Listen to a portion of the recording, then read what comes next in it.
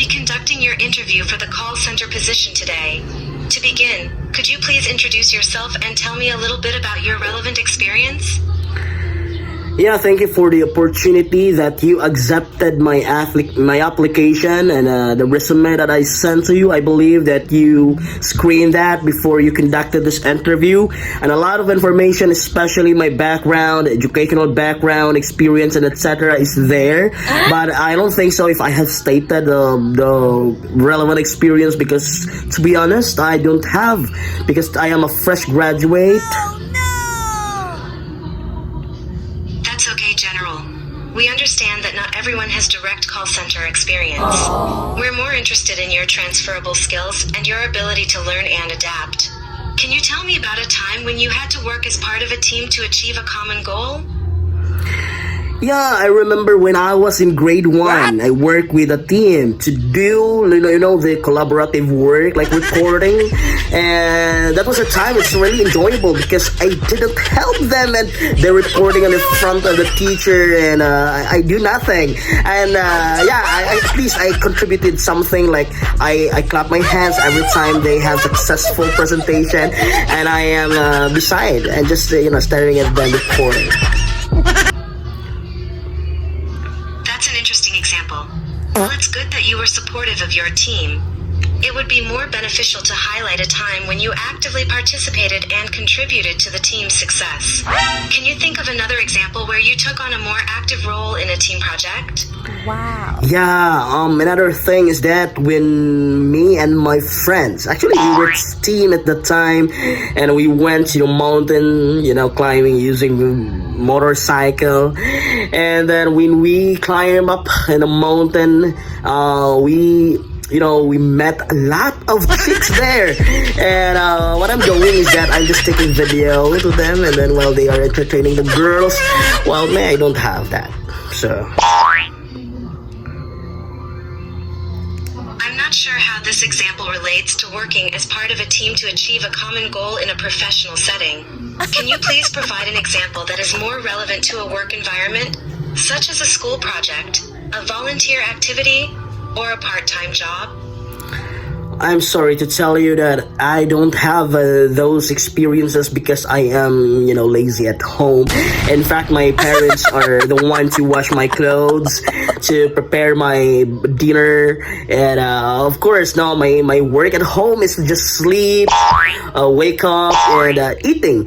And yeah, I really enjoying that, that moment. But then now I need a job because I believe that my parents can no longer handle me, as I am also, my age is also growing, I appreciate your honesty. Well, it's good that you recognize the need for a job. It's important to show that you have the motivation and willingness to learn and work hard. Can you tell me what you would do if you were faced with a difficult task or a problem that you didn't know how to solve? For now, I cannot elaborate that. I cannot even visualize the difficult situation because I never had experience with, facing with different, difficult situation. As I said, I don't have experience for a job. But maybe if in case my girlfriend will be, get pregnant, and maybe that's a problem and I need to face. That you may not have had work-related experience with difficult situations yet, but let's focus on a more professional context. How would you approach a situation where a customer is very angry and yelling at you on the phone? If I'm using the phone and then someone is on the call and then shouting me, like yelling, very angry, maybe I would, listen and wait for the customer to finish talking.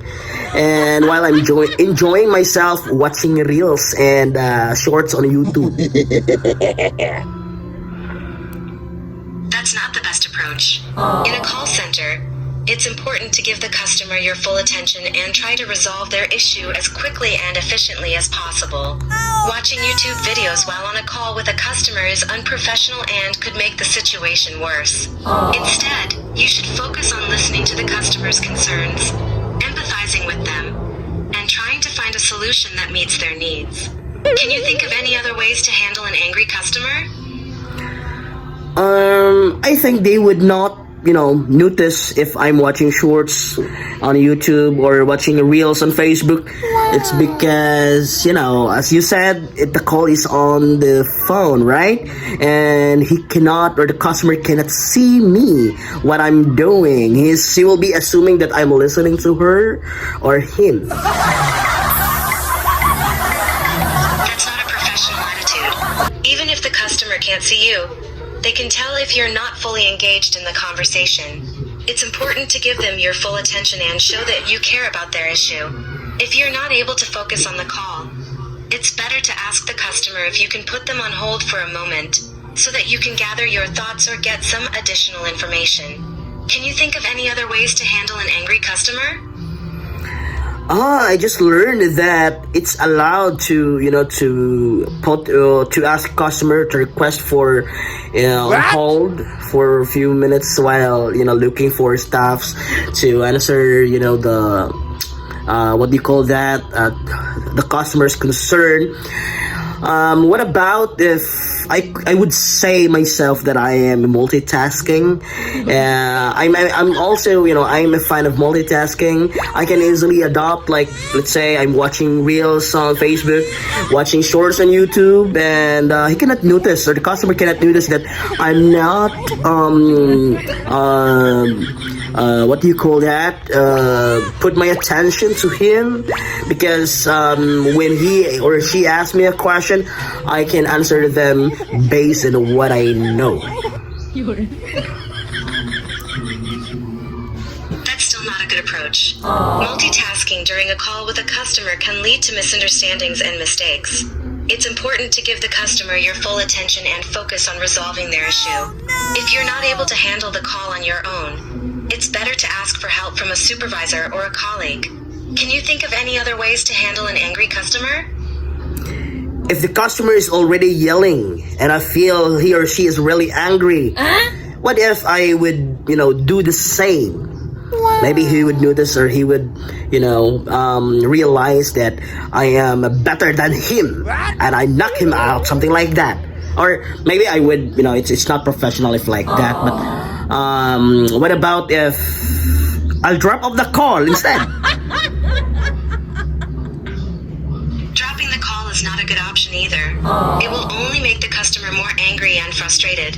Instead, you should try to stay calm and professional. Take a deep breath and try to understand the customer's perspective. Apologize for any inconvenience and let them know that you're there to help. If the customer continues to be angry, you can ask them to calm down and explain that you can't help them if they're yelling.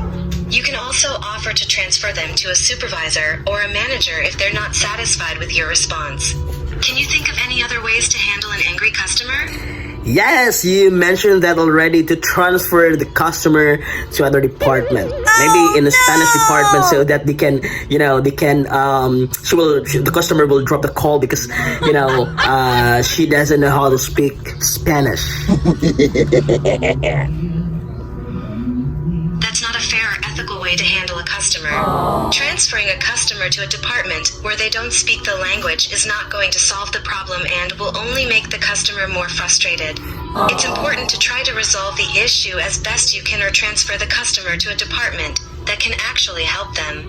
Can you think of any other ways to handle an angry customer? What about putting the customer on hold until he dropped the call? That's not a good solution. It's important to address the customer's concerns and try to resolve the issue. Putting the customer on hold for an extended period of time without resolving the problem will only make the customer more frustrated. Instead, you should try to stay calm and professional. Listen to the customer's concerns and work with them to find a solution.